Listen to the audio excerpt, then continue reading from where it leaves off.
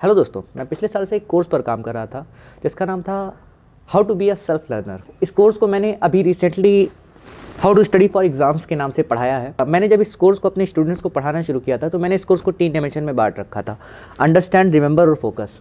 मेरे हिसाब से किसी भी स्टूडेंट को अगर वो एग्ज़ाम्स की तैयारी करता है तो उसके सामने 3 तरीके की दिक्कतें आती हैं। पहली दिक्कत होती है एग्ज़ाम को समझना, एग्ज़ाम के सिलेबस को समझना, उस कंटेंट को समझना, कंटेंट को ठीक से पढ़ना, उस कंटेंट को रियलाइज़ करना और अपनी डे टू डे लाइफ में उतारना। और दूसरी दिक्कत, ठीक है, हम चीज़ों को समझ जाते हैं। कोई भी बच्चा 300 पेज की किताब को पढ़ सकता है, 10-12 दिन 15 दिन में पढ़ सकता है, रोज़ 30 पेज पढ़कर। लेकिन जो दूसरी सबसे बड़ी दिक्कत आती है वो रिमेंबर की। जो कंटेंट हम पढ़ते हैं हमें वो कंटेंट याद नहीं रहता है, हम भूल जाते हैं। और इस कोर्स का लास्ट टॉपिक था फोकस। जब हम पढ़ रहे हो, जब हम चीज़ों को अंडरस्टैंड कर रहे हो, जब रिमेंबर कर रहे हो, इस समय हमारे पास सबसे बड़ी दिक्कत ये आती है कि हम फोकस ही नहीं रह पाते। हर 5 मिनट में हमारा ध्यान भटक जाता है, कहीं हम मोबाइल चलाने लगते हैं, कहीं कुछ देखने लगते हैं, मन घबरा जाता है, कुछ और करने लगते हैं, दोस्तों के साथ चले जाते हैं। और इस पूरे प्रोसेस में हम ना फोकस रह पाते हैं ना कंसिस्टेंट रह पाते हैं। हमारी ये 3 सबसे बड़ी दिक्कतें थी। लेकिन इस कोर्स के अंतर्गत जब मैंने इसका पहला पार्ट पढ़ाया जिसमें मैंने फाइमन टेक्निक पढ़ाई, एक्टिव रिकॉल पढ़ाया, उसके बाद एक्टिव रिकॉल करके नए कंटेंट को किस तरीके से सीखा जाता है, क्लास में नोट किस तरीके से टेक की जाती है, और उसके बाद क्लास के बाद नोट किस तरीके से टेक की जाती है, किस तरीके से इफेक्टिव नोट टेकिंग की जाती है, और इंटरनेट का किस तरीके से इस्तेमाल किया जाता है अपनी नोट्स को स्टोर करने के लिए, ताकि वो 1 सेकंड में मिल जाए जब हमें वापस याद करना हो तब। उसके बाद उस सब्जेक्ट की स्कोपिंग कैसे की जाती है, यानी कि वो सब्जेक्ट कितना दूर तक जाएगा, उसके कितने इंटर रिलेशंस हैं। हम फिजिक्स पढ़ रहे हैं तो उसमें बायो का कितना योगदान है, और हम अलग अलग फील्ड से हम फिजिक्स पढ़ के अलग अलग फील्ड में कहाँ तक जा सकते हैं। अंडरस्टैंडिंग स्टेज में आप अपने लिए सिलेबस किस तरीके से ढूंढें। दूसरा, रिमेंबरिंग पार्ट में किस तरीके से एक इफेक्टिव टाइम टेबल दिखता है, इफेक्टिव टाइम टेबल कैसे बनाया जाता है और उसके ऊपर किस तरीके से काबिज रहा जाता है। कंटेंट को लंबे समय तक याद रखने में इस तरीके की डायरी का क्या योगदान है, ताकि आप चीज़ों को लंबे समय तक याद रख पाएँ। और डायरी किस तरीके से मेक की जाती है अपने ही एग्जाम को समझने के लिए। रिवीजन के सबसे इफेक्टिव तरीके कौन से होने वाले हैं, फ्लैश कार्ड का किस तरीके से इस्तेमाल किया जाए, माइंड मैप का किस तरीके से इस्तेमाल किया जाए, इंटरनेट के अलग अलग सॉफ्टवेयर जैसे नोशन, ऑब्सिडियन, एंकी, इन सब का कैसे इस्तेमाल किया जाए। मैंने इस कोर्स में रिमेंबरिंग स्टेज में इन सभी चीज़ों के बारे में बात। अगर कंटेंट पढ़ना हो, याद करना हो, तो उनके एसेस किस तरीके से तैयार किए जाते हैं, जो ऐसे एसेस जो हमारे लगभग सारे की टॉपिक्स को कवर कर दें, वही 10, 12, 15 एसेज जो हमारे पूरे सिलेबस को कवर कर दें। ऐसे एसेज किस तरीके से तैयार किए जाते हैं। और लास्ट में फोकस स्टेज में फोकस किस तरीके से रहा जाता है पढ़ते समय, और ऐसा फोकस जो हमें ज़्यादा परेशान ना करे। एग्जाम्पल के तौर पर फोकस 2 तरीके का होता है। एक माइक टाइसन जैसा फोकस, जैसे कि यार मैं रोज़ उठूँगा, बहुत मेहनत से काम करूँगा, 100 मुक्के अपने मुँह पर खाऊँगा, फिर भी मुझे मेहनत से काम करना है, चाहे मुझे बुरा लगे, चाहे मुझे दिक्कत हो, चाहे मुझे पेन हो, मुझे फोकस से काम करना है। लेकिन मैंने ये पाया कि इस तरीके का जो एटीट्यूड है वो पढ़ाई में उतना सफल नहीं है, एजुकेशन में उतना सफल नहीं है। हमें अच्छे तरीके से एजुकेट होने के लिए पढ़ाई में मज़ा आना ज़रूरी है।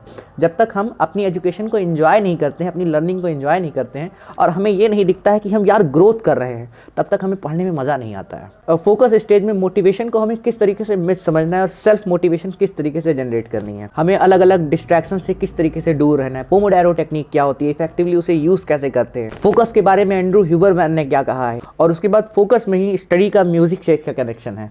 आप अच्छे म्यूजिक को सुन के किस तरीके से अपनी स्टडी को इनहेंस कर सकते हैं, और किस तरीके से आप वर्क लाइफ बैलेंस कर सकते हैं स्टडी के साथ। और इसका सबसे लास्ट पार्ट, ग्रुप स्टडी किस तरीके से करते हैं। कुल मिलाकर मैंने इतने पार्ट सोचे थे पढ़ाने के लिए, इतने की टॉपिक्स सोचे थे पढ़ाने के लिए, लेकिन जब मैंने एक्चुअली इस कोर्स को पढ़ाना शुरू किया तो मैंने ये पाया कि मैं जिन बच्चों को पढ़ा रहा हूँ, इवन मैंने खुद भी रियलाइज़ किया कि मैं भी जब हाई स्कूल इंटर के आसपास था या इस ग्रेड में था, तब मैंने भी खुद रियलाइज़ किया कि मेरे अंदर भी कुछ कमियां थी। जैसे कि मुझे आंसर्स लिखने नहीं आते थे, मुझे इफ़ेक्टिवली कोई बुक पढ़ना नहीं आता था, उसकी नोट टेक करना नहीं आता था, मुझे मेटा लर्निंग करना नहीं आता। मेटा लर्निंग का मतलब होता है कि आप जो सब्जेक्ट पढ़ने वाले हैं किस तरीके से उसका एक बर्ड आई व्यू ले लें, ताकि आपको समझ में आ जाए कि आप इस किताब को पढ़ के या इस कोर्स को परचेज करके या इस कोर्स को पढ़ करके आप इन चीज़ों में माहिर हो जाएंगे। इसे मेटा लर्निंग कहते हैं। तो मैंने इस कोर्स में 3 हिस्से और बढ़ाए। इस कोर्स का पहला हिस्सा था कि how to write a good answer, जो पूरी तरीके से आंसर राइटिंग पर बेस्ड था। क्योंकि जितने भी एकेडमिक्स के एग्जाम्स होते हैं या यूपीएससी जैसे एग्जाम, पीसीएस जैसे एग्जाम, इनका सिर्फ प्री स्टेज ही ऑप्शन पर बेस्ड होता है और मेंस स्टेज रिटर्न पर बेस्ड होता है। इस वजह से आंसर राइटिंग एक बहुत ही इफेक्टिव स्किल है जो आपको पढ़ाई की दुनिया से लेकर के यूट्यूब की दुनिया और एंटरप्रेन्योर की दुनिया हर एक जगह पर काम आने वाली स्किल है। इवन कोई भी वीडियो बिना इसके रॉ मटेरियल को तैयार किए बिना बनता नहीं है। तो यानी कि आंसर्स लिखना और चीज़ों को गैदर करके रखना ये बहुत ही इफेक्टिव स्किल है अपने आप को प्रेजेंट करने के लिए। इस वजह से मैंने ये पाया मेरे बहुत ढेर सारे स्टूडेंट्स आता तो था, उन्हें याद तो था, चीज़ें रिमेंबर भी हो जाती थी, लेकिन उन्हें अच्छा आंसर प्रेजेंट करना ही नहीं आता था। वो ये प्रेजेंट ही नहीं कर पाते थे कि मुझे कितना आता है और मैं क्या क्या चीज़ें प्रेजेंट कर सकता हूँ। इस वजह से मुझे लगा कि इस कोर्स में how to study for exam में आंसर राइटिंग को इंक्लूड करना बहुत ज़रूरी है। दूसरा इंक्लूजन मेरा था how to study a book. बच्चों को यही नहीं पता होता है how to study a book.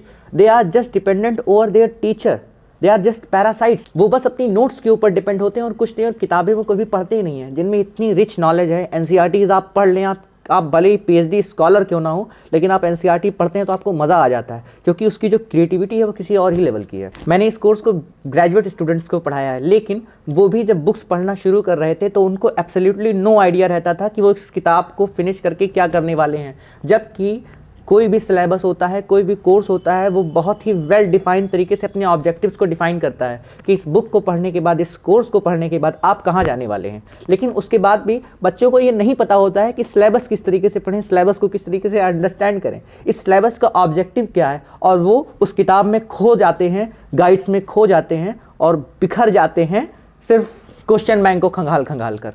और उन्हें ये आइडिया ही नहीं होता है कि हम क्या पढ़ रहे हैं, कैसे पढ़ रहे हैं, हमें इससे क्या मिलेगा, और अल्टीमेटली वो नॉलेज उनकी वेस्ट हो जाती है। अल्टीमेटली वो नॉलेज उनकी कूड़े के ढेर में फेंक दी जाती है। वो सब कुछ भूल चुके होते हैं, क्योंकि जब वो पढ़ रहे थे तो उन्हें कोई आइडिया नहीं था कि किस तरीके से इस नॉलेज का हम फ्यूचर में इस्तेमाल करेंगे, क्योंकि उन्हें ऑब्जेक्टिव ही नहीं पता था। इस वजह से मैंने एक तीसरा टॉपिक ऐड किया कि मेटा लर्निंग किस तरीके से करते हैं।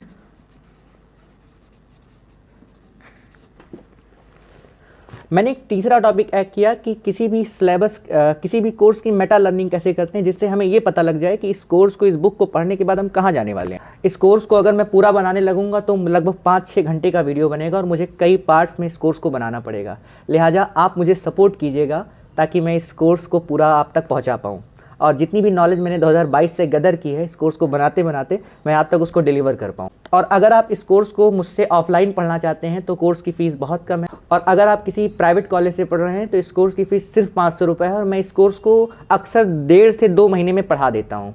मैं कोशिश करूँगा कि ऑनलाइन इस पूरे कोर्स को उपलब्ध करा दिया जाए, पर आप भी जानते हैं, हम भी जानते हैं, टीचर जो करिश्मा लाइव क्लासेस में कर सकता है वो ऑनलाइन कभी नहीं कर सकता है। ये वीडियो इस पूरे कोर्स का सिर्फ इंट्रोडक्शन था, और आप आगे मुझे सपोर्ट कीजिएगा ताकि मैं इस पूरे कोर्स को इस यूट्यूब चैनल पर अपलोड कर पाऊँ।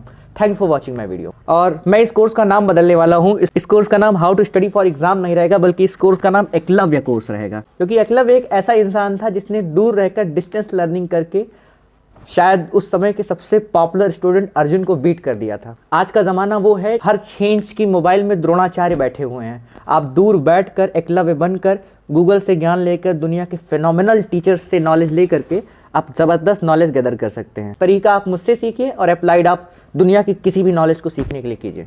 Thank you for watching my video.